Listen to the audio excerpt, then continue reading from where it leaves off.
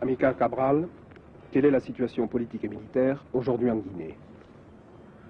Nous pouvons dire d'une façon succincte que la situation politique est la suivante. Après presque 7 années de lutte armée, ayant libéré plus de 2/3 de notre territoire national, un État se développe chez nous, dans ces régions libérées. Nous avons une organisation politique qui est notre parti.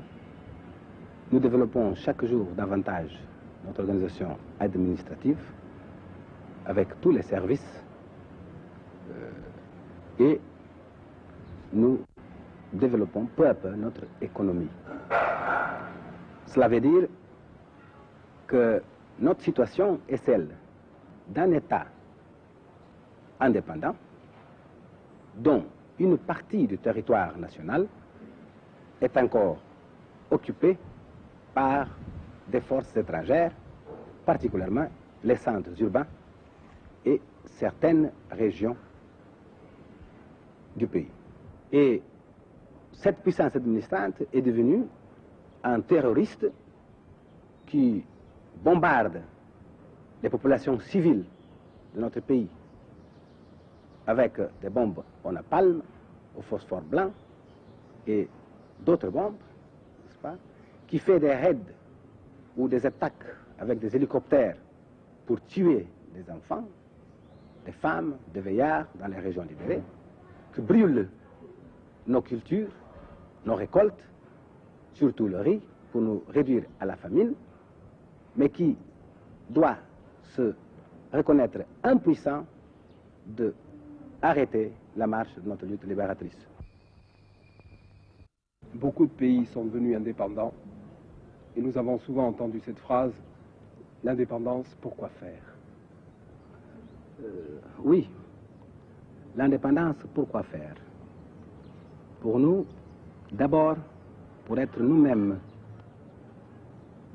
pour être des hommes africains, avec tout ce qui nous caractérise, mais en marche pour une vie meilleure et qui puisse nous identifier chaque jour davantage avec les autres hommes dans le monde. Salazar disait que l'Afrique n'existe pas sans les Européens. C'est une exagération et les Français sont bien placés pour le savoir.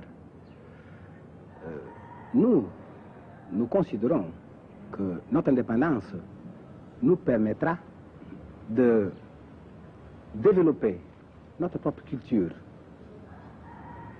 de nous développer nous-mêmes et de développer nos pays en délivrant nos peuples de la misère, des souffrances, de l'ignorance, parce que vous savez quel est l'état où nous nous trouvons après 5 siècles de présence portugaise chez nous.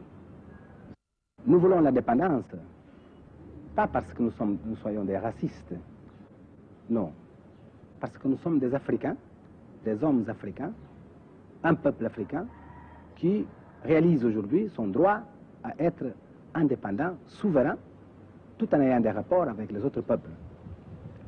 Nous voulons l'indépendance pour faire chez nous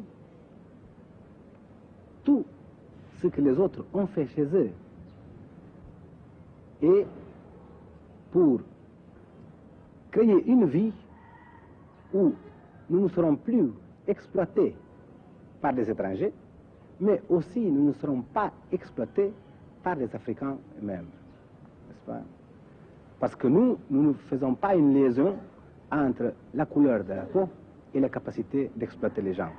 Vous avez déjà proposé la négociation. Nous avons toujours dit que nous sommes prêts à n'importe quel moment à négocier.